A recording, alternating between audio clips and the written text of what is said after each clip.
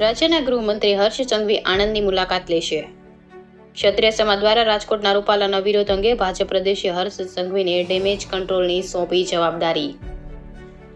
આણંદ બેઠક પર ક્ષત્રિય અને ઠાકોર સમાજનું પ્રભુત્વ વધુ હોવાના કારણે હર્ષ સંઘવી આણંદ બેઠક પર આવી પક્ષના અને સમાજના અગ્રણીઓ સાથે કરશે ગુપ્ત બેઠક. સૂત્રો દ્વારા મળતી માહિતી મુજબ હર્ષ સંઘવી ભાજપના આગેવાનો સાથે મળી ડેમેજ કંટ્રોલની બનાવશે રણનીતિ. 12 થી 1 વાગ્યા સુધી ભાજપ કમલમ ખાતે મળી શકે છે બેઠક. રિપોર્ટર અલ્પાબેન પટેલ, આણંદ.